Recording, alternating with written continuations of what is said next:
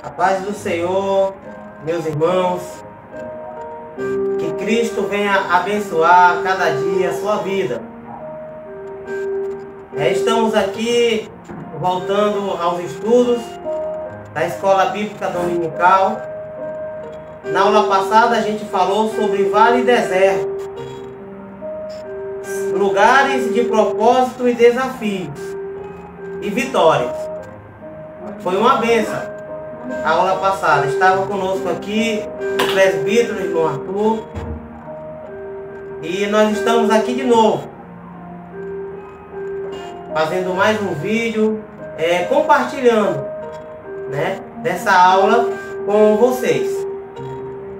Não se esqueça de deixar o like e se inscrever no canal, porque esse canal ele vai abençoar a tua vida através da palavra de Deus.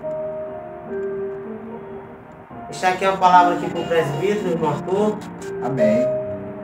Boa noite, meus irmãos, a paz do Senhor Jesus, que Deus em Cristo vos abençoe.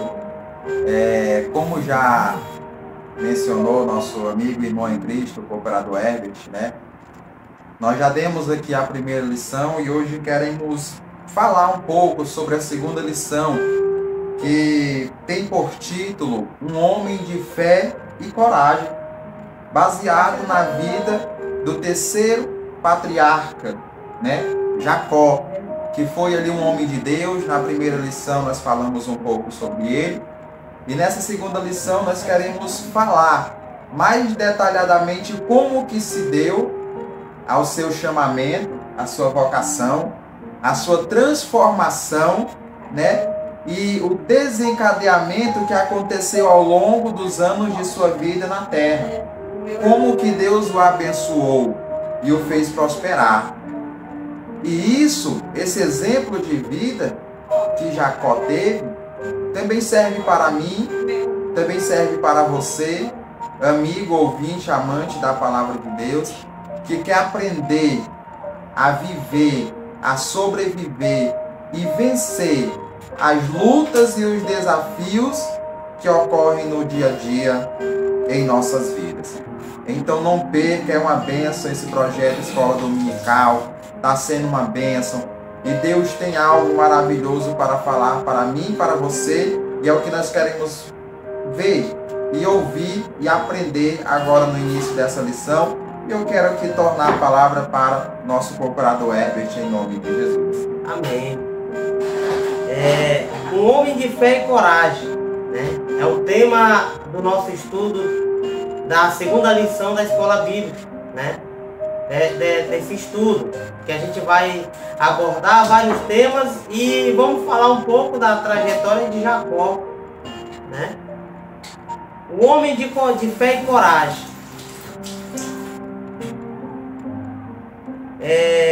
O texto áureo da lição está em Gênesis capítulo 32, versículo 28. Então diz: não se chamarás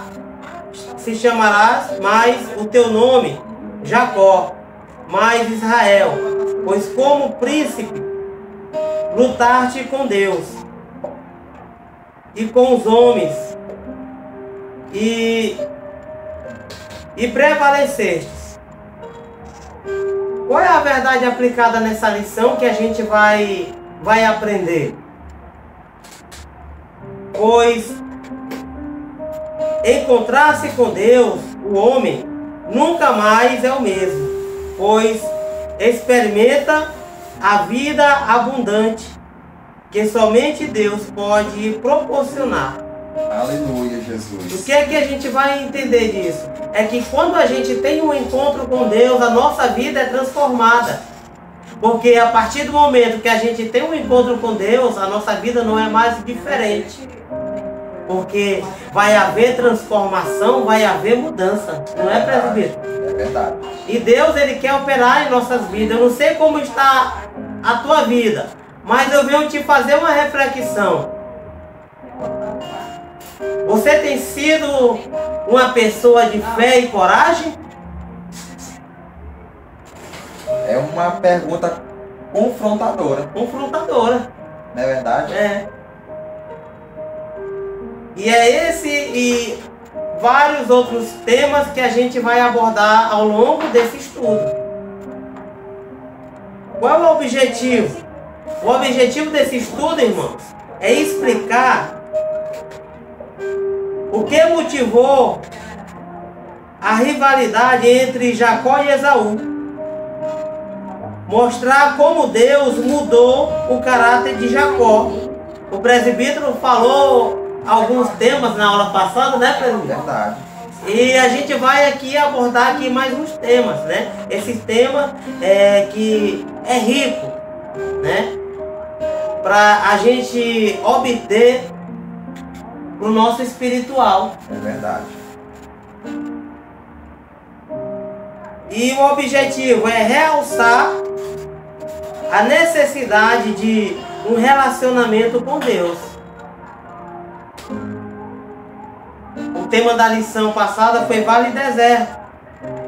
Muitas das vezes Deus nos coloca no vale e no deserto para quê? Para fazer uma transformação em nossa vida. E sabe para que mais, presbítero? Para que a gente sejamos homens de fé e coragem, né? Com certeza. E ser vencedores. E sermos vencedores. Passar aqui a palavra aqui para o nosso presbítero, irmão Arthur. Amém. Dentro dessa lição, né, a introdução, ela diz o seguinte: para prosseguir na jornada da vida, é preciso ter fé em Deus, que tudo provê e nos faz descansar em suas promessas. Submissão, para passarmos pelo processo de disciplina do Senhor e por ele sermos moldados. Quer dizer, para prosseguirmos na jornada da vida, é preciso ter fé e obediência. Com certeza. Porque a obediência, ela gera submissão, não é verdade? E a submissão, ela é um dos preparos disciplinares de Deus para nos moldar, para nos aperfeiçoar. Não é verdade? Ela é um dos preparos de Deus para nos moldar e nos aperfeiçoar. Como bem já ressaltou aqui o nosso amado irmão, nós queremos falar e explicar um pouco sobre como se deu a rivalidade entre Esaú e Jacó, né? A palavra do Senhor fala que Esaú e Jacó, eles eram irmãos, né? Eles eram irmãos gêmeos até, só que de diferentes aspectos. A palavra do Senhor vai dizer em Gênesis capítulo 25, versículos 19 ao 26, o seguinte: que Isaac e Rebeca, eles tiveram filhos, Esaú e Jacó. E desde o ventre um já lutava com o outro. Conforme os anos se passaram, essa rivalidade ela só aumentou, né? Desde o ventre eles já lutavam um com o outro. E com o passar dos anos, essa rivalidade entre eles só aumentou. Agora, é muito importante, cooperador Herbert, falarmos que nesse período de tempo, né, de gestação, a mãe deles teve uma atitude. A mãe deles, Rebeca, né, como a palavra do Senhor ela nos revela, que ela se sentia mal por aquilo, né? Ela se sentia mal por aquilo porque não era uma gestação comum. Era uma gestação assim que ela sentia em seu ventre, né? Ela sentia em seu ventre os surtos, né? As batidas. E a palavra do Senhor vai dizer que ela, como se diz, ela teve curiosidade. E como naquela época não tinha hospitais, clínicas para fazer ultrassonografia como nos dias de hoje tem, não é verdade? A única solução em que eles encontravam era em ir buscar a Deus. Olha só, o mistério de Deus já começa por aí, meu irmão. Tem coisas que a humanidade, a ciência, Ela não consegue explicar, ela não consegue provar, porque só Deus tem a resposta. Verdade. E o interessante, né, irmão? A gente vê desde o começo ali da caminhada ali dos patriarcas, né? Abraão já nasceu no coração do homem a necessidade de buscar a Deus. De buscar a Deus. Né? E isso é muito importante. Olha só o que diz aqui o primeiro ponto do primeiro tópico.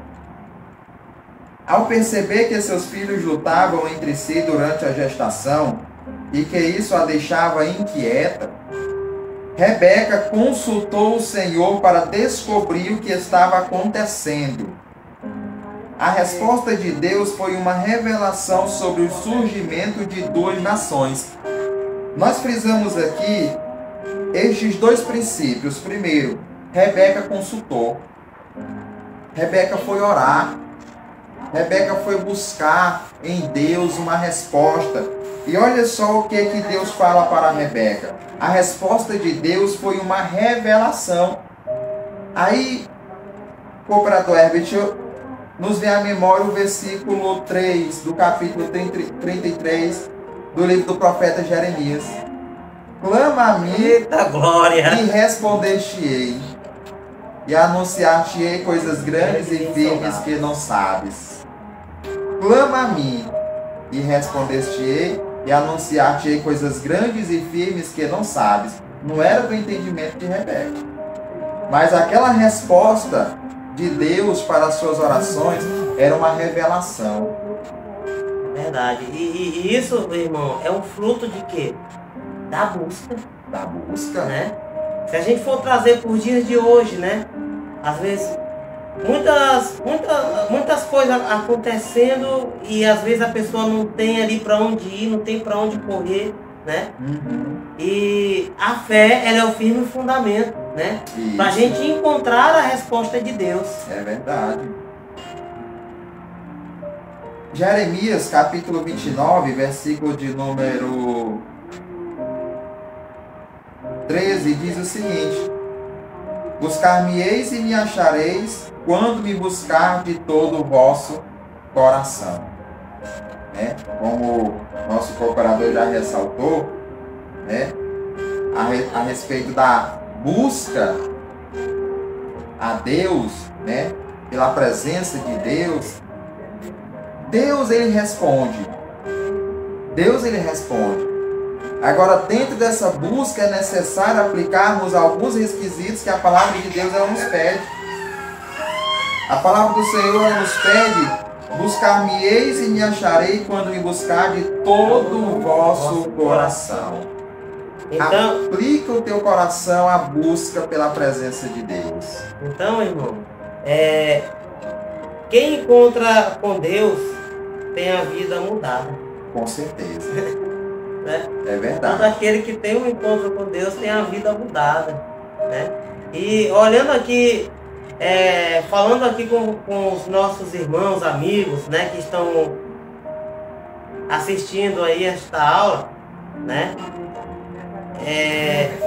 Talvez você tenha andado, talvez você tenha buscado, né? Mas eu quero dizer que a tua oração ela vai ser ouvida, e quando tu encontraste com Deus a revelação, a tua vida vai ser mudada. Aleluia, Jesus.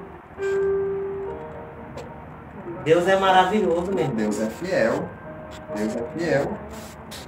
E às vezes é uma atitude de fé, não é presbítero? É verdade. Né? Para prosseguir na jornada da vida, é preciso ter fé em Deus.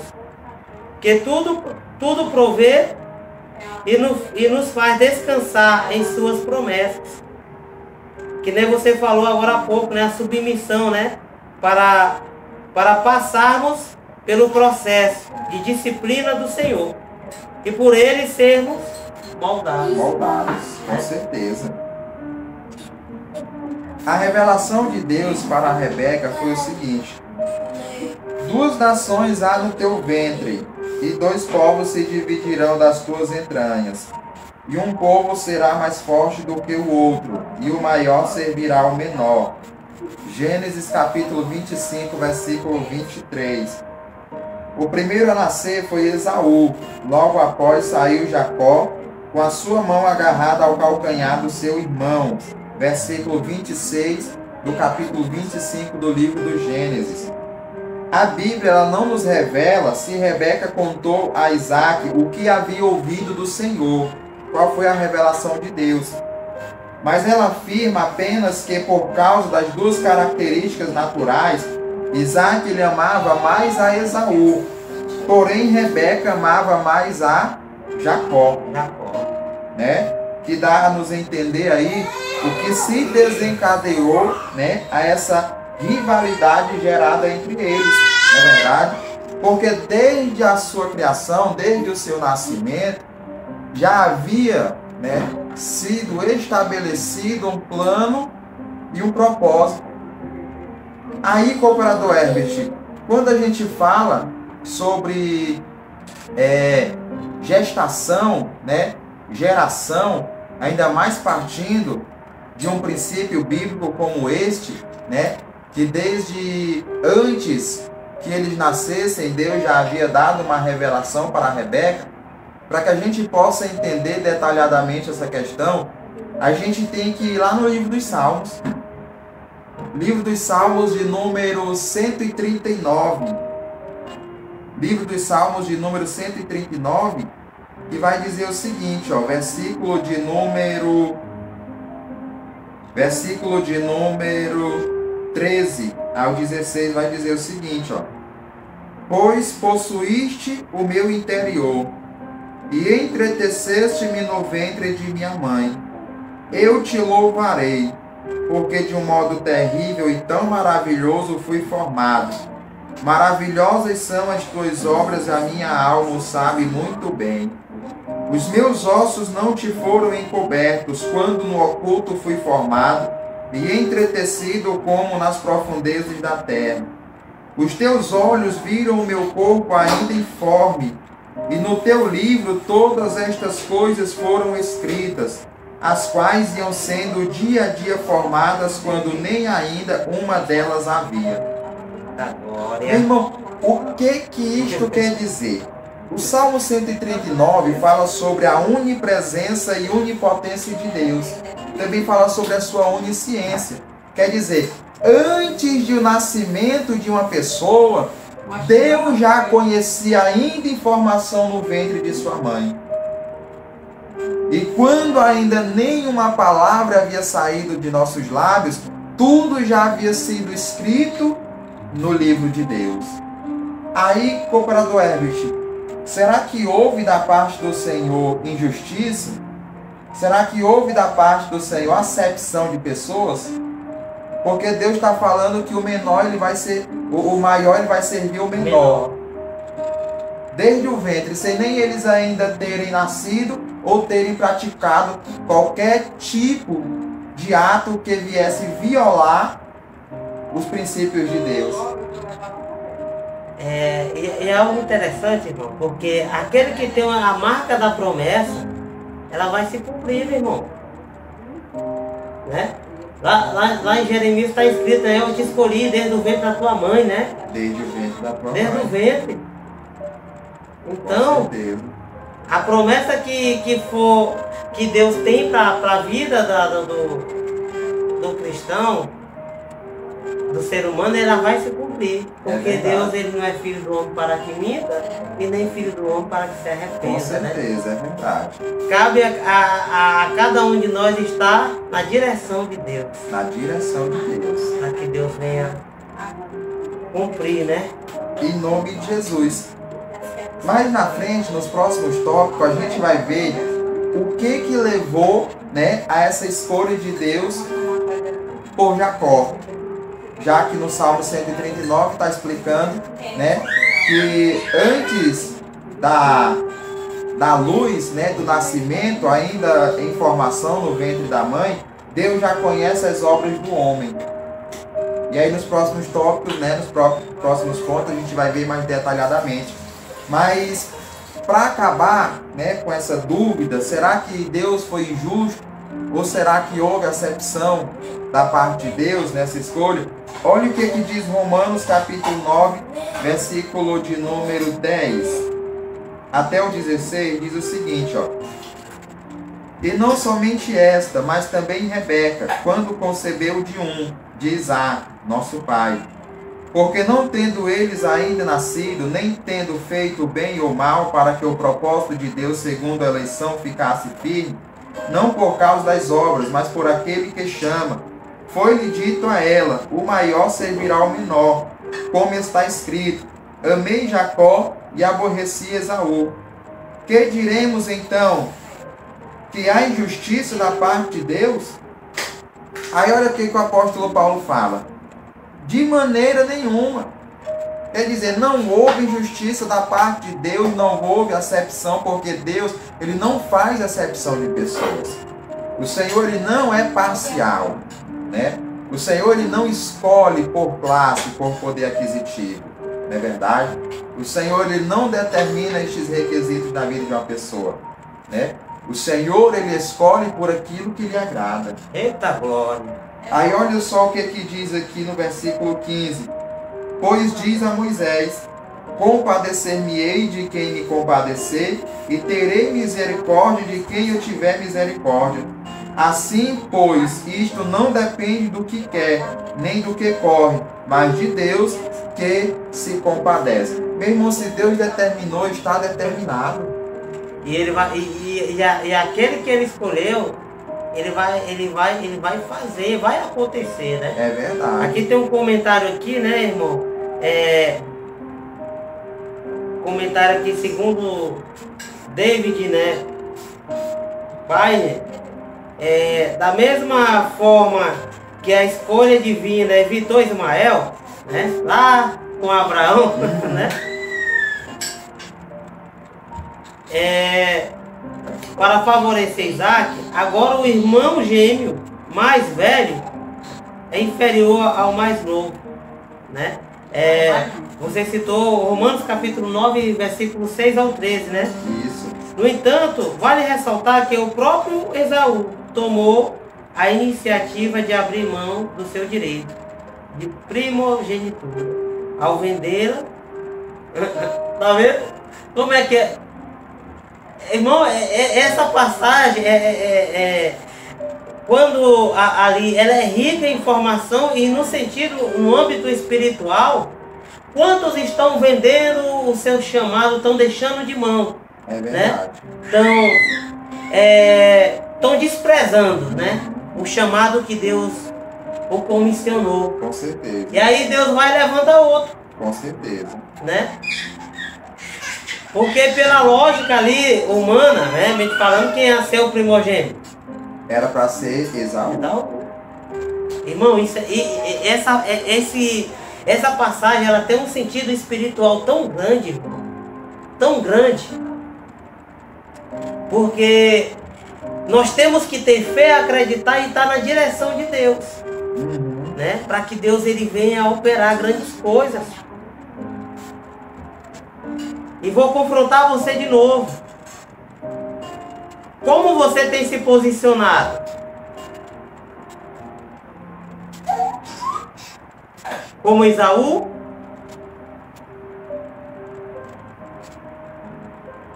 Fica essa reflexão.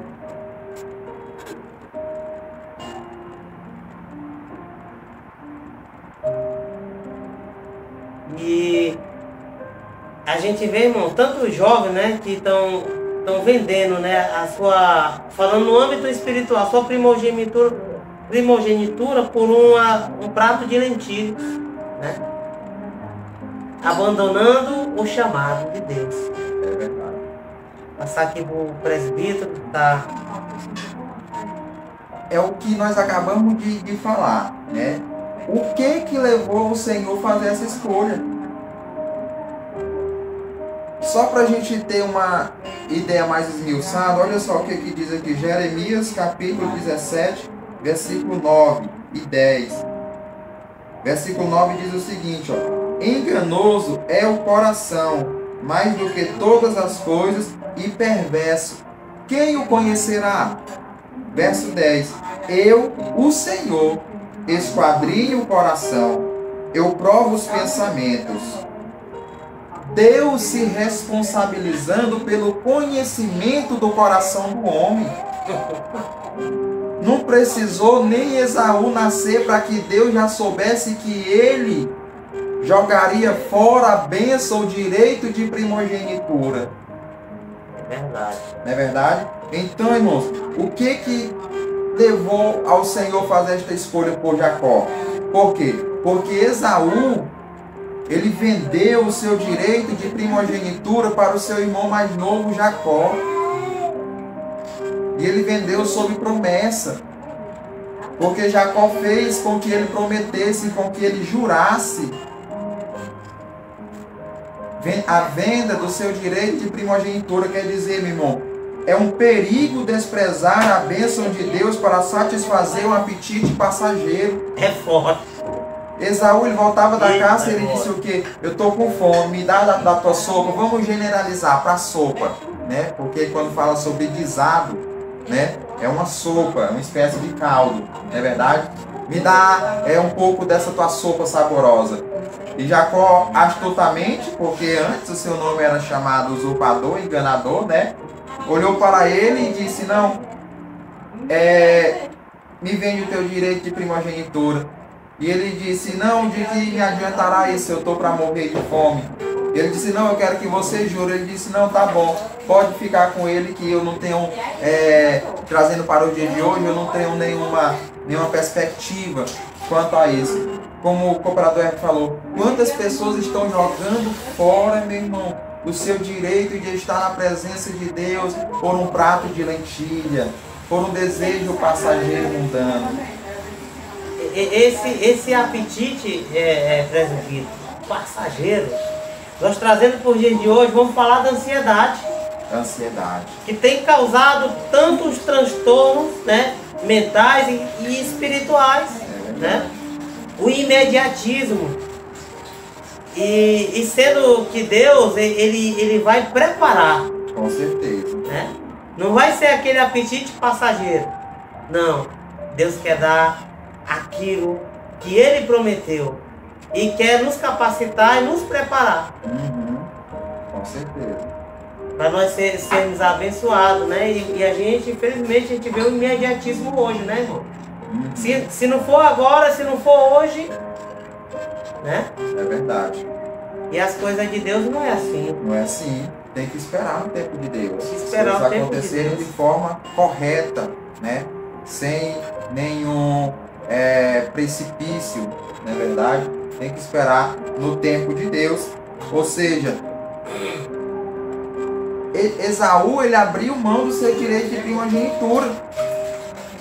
Mas Jacó, meu irmão, ele deu atenção especial para isso, porque ele sabia da grande importância que era ser uma descendência, receber uma herdade da promessa de Deus.